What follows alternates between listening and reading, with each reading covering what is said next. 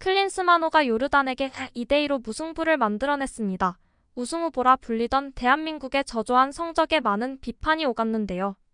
위르겐 클린스만 감독이 이끄는 대한민국 축구 국가대표팀은 20일 오후 8시 30분 카타르 도하에 위치한 알투마마 스타디움에서 요르단과 2023 아시아 축구연맹 AFC 카타르 아시안컵 조별리그 2조 2차전을 치렀습니다.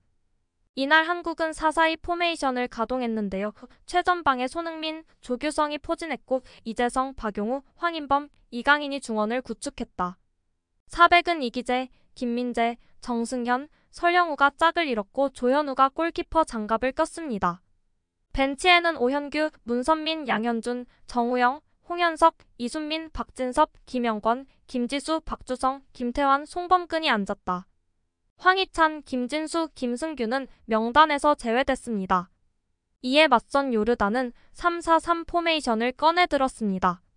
오란, 알-나이마트, 타마리가 3톱으로 나섰고 알마르디, 아예드, 알-라시단, 하다드가 미드필더로 출전했다. 300은 알-아잘린, 알-아랍, 나비스가 호흡을 맞췄고 골문은 아블라이라가 지켰습니다. 전반 이른 시간 한국의 기회가 찾아왔습니다. 전반 5분 조규성이 지켜낸 공을 황인범이 받아 수비 뒷공간을 파고드는 손흥민에게 침투 패스를 찔러줬습니다. 이를 하다드가 저지하는 과정에서 손흥민이 쓰러졌고 곧바로 비디오 판독 VAR이 진행됐고 주심은 온 필드 리뷰를 거쳐 페널티킥이 선언됐습니다.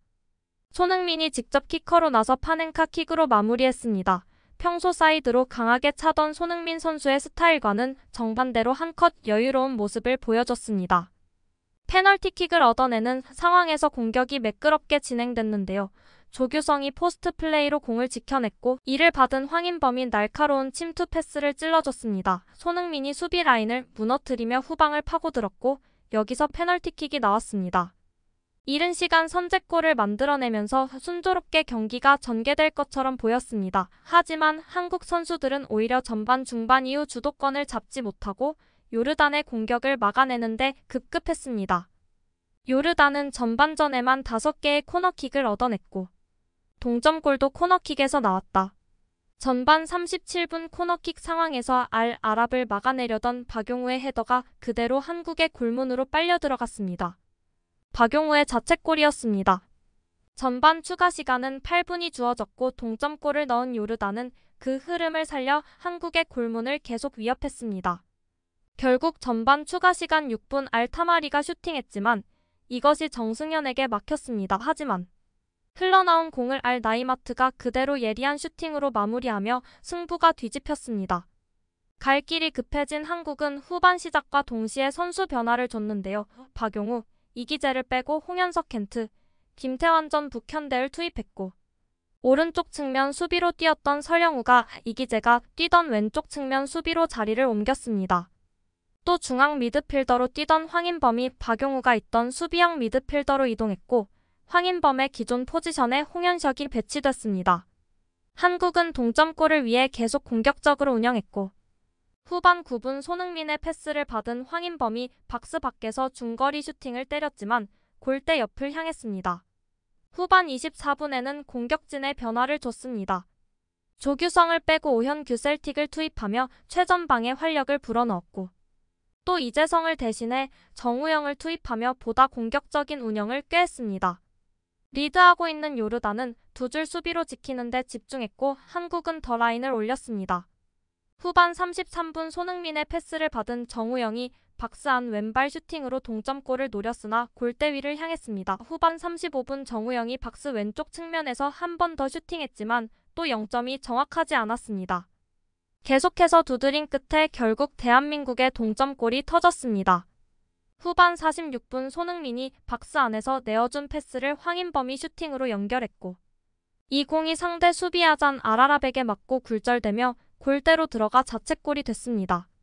흐름을 탄 한국은 계속해서 공격을 이어갔지만 마무리가 되지 않으며 계속 아쉬운 상황만 발생했습니다. 후반 55분 홍현석이 박스 안 혼전 상황에서 극적골을 노렸지만 골대 옆 그물을 향했습니다. 끝내 양팀은 추가 득점에 실패했고 경기는 2-2 무승부로 막을 내렸습니다. 김승규 대신 골문을 지켜야 할 조현우가 남은 경기에서 불안감을 떨치고 우승 도전에 힘을 보탤 수 있을지 주목되고 있습니다. 조기 16강 진출은 확정짓지 못한 한국은 1차전에서 말레이시아를 4대0으로 대파한 요르단과 바레인에 3대1로 승리한 대한민국이 나란히 1승 1무승점 4를 기록했고 골득실에서 앞선 요르단이 1위, 대한민국이 2위를 유지했습니다.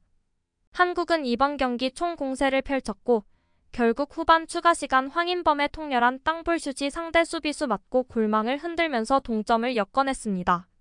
하지만 전체적으로 공격의 예리함이 떨어진 점은 클린스만 감독이 깊이 고민해야 할 것으로 보입니다. 이날 경기 후 방송 인터뷰에서 주장 손흥민은 저희들의 실수로 인해 실점이 많았다, 이런 부분들은 개선돼야 한다고 얘기했습니다. 시간이 있는 만큼 상대 공간이 벌어지고 기회가 나올 것이라고 봤는데 다행히 동점으로 결과를 맞췄다고 말했습니다. 손흥민은 선제골을 터뜨린 후 벤치로 향해 스태프가 미리 준비한 골키퍼 김승규의 유니폼을 들고 세리머니를 펼치기도 했는데요. 주전 골키퍼 김승규는 바레인전 이후 자체 훈련 과정에서 부상을 입었는데 진단 결과 오른 무릎의 전방 십자인대 파열이 확인돼 전열에서 이탈했습니다. 부상으로 팀을 떠난 김승규를 위로하는 의미 있는 세리머니였습니다. 또한 손흥민 선수에 이어 김민재 선수의 수비 또한 훌륭했습니다.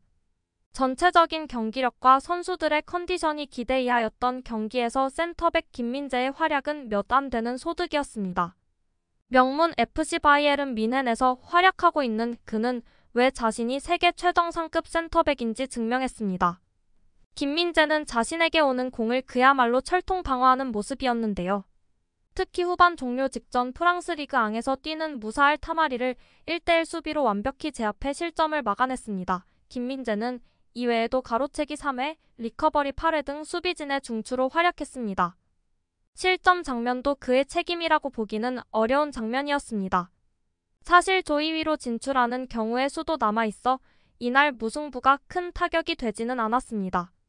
다만 저조한 경기력으로 우려가 있는 상황에서 김민재의 존재감은 유일에 가까운 소득이었습니다.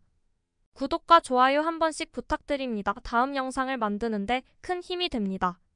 재미있는 소식이 있으면 다시 돌아오겠습니다. 좋은 하루 보내세요.